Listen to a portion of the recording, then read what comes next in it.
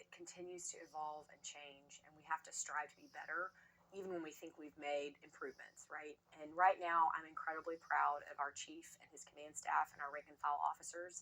I believe strongly we have one of the best departments in the entire country. 1,700 employees, including our civilians on the force, and they wake up every single day to make sure that they're serving the citizens of Fort Worth. With that said, we have to listen. We have an obligation, I certainly do as mayor, to understand there are sections of our community in Fort Worth that don't trust our police officers. And we can all debate why that is, but as elected leaders, we have to listen and try to understand that, and importantly, work alongside our police department to make them really feel a level of responsibility as well to come together. Look, police accountability continues to be a topic across the country.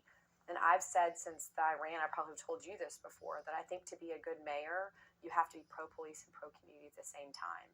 I strongly believe that the movement that really focused on defunding police departments or dismantling them, removing resources around really has largely failed. And to be a large, thriving, growing city, you have to focus on quality of life. And with quality of life first and foremost, from a city government perspective, you have to focus on public safety. And so for police accountability to work in a community, you can't listen to just factions. You have to listen to all people. And I think that's what's made this conversation at times really heated and divisive. I talked about that today at work session, that this is arguably one of the most difficult conversations we've had as a council. But I'm proud of us. Even today, I was proud of the conversation. We don't all agree with what Chief's proposing in his community advisory board, but I think it's a step in the right direction, and importantly does put community members at the table. And the last thing I'll say is we all seem to forget sometimes that we ask police officers to be all things to all people. This is an incredibly difficult time to be a police officer in this country.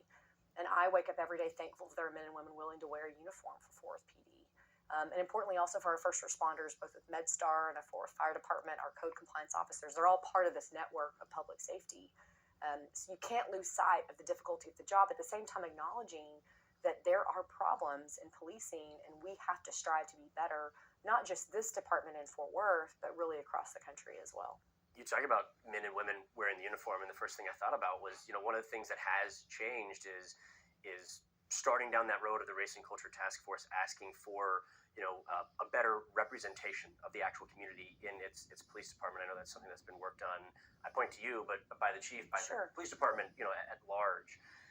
I think, though, too, when you talk about people have different opinions, I remember I spoke to Kim Neal just before she left, and she said, I think she articulated it well, which was, we have people in Fort Worth who feel very strongly that they are being served by police, and we have other people who feel very strongly that they're being policed by the police. And in her words, there was a racial divide in Fort Worth. Do you agree with that? I do believe that's true. I think that in my conversations, especially with some of our Black community leaders, they're expressing that to me and to other elected leaders in the city. And the important thing is, to Kim's point, there are maybe two opinions, or more than two, but let's just make it for ease of purpose for this conversation. They're both right. If someone feels like they've been over-policed and it's created a lack of trust in their communities, but at the same time they know they need police in their communities, they want them to reflect the diversity of their own neighborhoods, we have a responsibility to recognize that. And to your point and question about police recruitment and retention, this is probably one of the topics of most concern to mayors across this country. Chief Noakes and I helped lead a conversation at U.S. Conference of Mayors Conference in D.C. a few weeks ago, and without fail, every single mayor raised their hand of concern about recruitment and retention of officers. You can't pay them enough, you can't get them to stay long enough, because the job at times feels really thankless. And it's an incredibly dangerous job. And in a second's moment, right, your whole life can change based on a decision that you made in that interaction with a member of the public. So all that really comes down to, how do you continue to bring people together? In Fort Worth, I think it's important to note we've made a lot of investments in public safety that are not just traditional public safety, men and women in uniform measures. One thing I'm incredibly proud this department brought forward and our city management supported was an enhancement of our crisis intervention team, or CIT. You've probably reported on them before. That's that multidisciplinary team in partnership with MHMR to make sure we're responding to people in mental health crisis in a different and unique way. They've also partnered with our HOPE team, which is how we really respond to those in the homeless community. Those are just two examples, right? And then lastly, Chief Swearingen, Julie Swearingen, has focused almost her entire job on what it looks like to recruit and retain top officers across this city. And importantly, we want men and women that are Fort Worth community members, that know the neighborhoods of Fort Worth, that love their community, that also want to serve and be in uniform.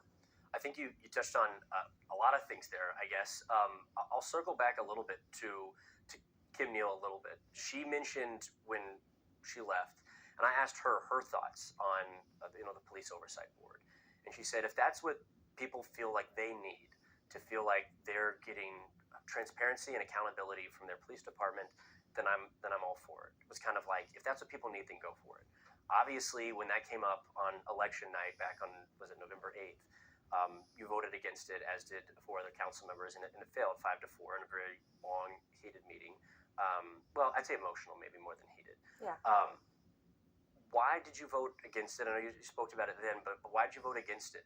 Yeah, so first of all, we do have independent police oversight right now in the city of Fort Worth with OPOM. And Kim Neal was an excellent director in helping us stand up that department and get started. Back to the Race and Culture Task Force recommendations, they did talk extensively about criminal justice issues and specifically around independent police oversight. If you read the report closely, most of the elements that they asked for independent oversight are already active in the police monitor's office. Candidly, I do not regret my vote. What I regret most is not speaking up more loudly before the vote happened, transpired, and was asked to be put on the agenda by a few council members. Look, their prerogative is to put things on the agenda. But what I should have done as mayor is talk to my community and say, this is not the right time to do this. In the middle of an election season in November, prior to the trial concerning Tatiana Jefferson's murder, this was not the right time to do so. And importantly today, I think you saw a different tone among council members in conversation with Chief Noakes. This is immensely emotional, especially for the African American members on the city council. I respect their positions. I hear them completely. It doesn't mean I fully agree with where they want the department to go or they want independent oversight to go, but it doesn't mean I can't understand certain aspects and let us evolve that direction.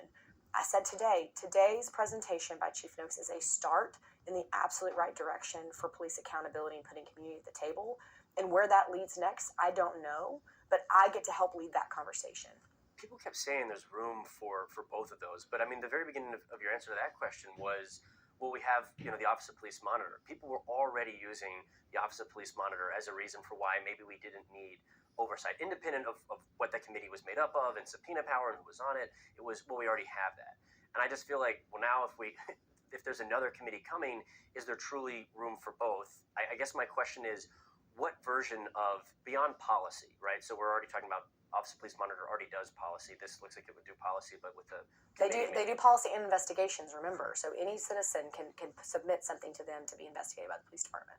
Do you feel like there's in any form, a group of people, a body that has investigative power that can, I mean, similar to what, looking at Dallas, not that Fort Worth wants to be Dallas, but a board of any type that has people who can investigate and review complaints, a citizen oversight board. Is that going to happen here?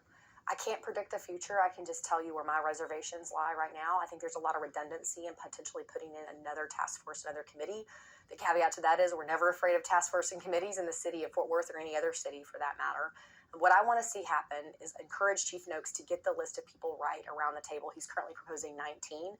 You had some conversation today, but maybe more was needed. Councilmember Beck expressed that today specifically. Let's let him start that process. I can promise you there are council members that are going to continue to advocate for this independent community board. I think it's a slippery slope at times. You have to remember that the policing profession has now become probably the most investigated, closely monitored, and trained profession in the entire country, almost more so than you see doctors and nurses in the medical field. So what my job as mayor is to understand what my perspective is in the last year and a half and in this next 2-year term that I'll serve hopefully after the election in May, and help to evolve the position of where I think the department needs to go. And I'm not under no illusion that there's still going to be calls from the community to have additional levels of independent oversight. The last thing I'll mention is we're hiring a new director of OPOM. And that person's responsibility will be able to understand all these different perspectives and make sure the autonomy and the independence of the independent office of police oversight continues to remain in place. We talked about it at the top.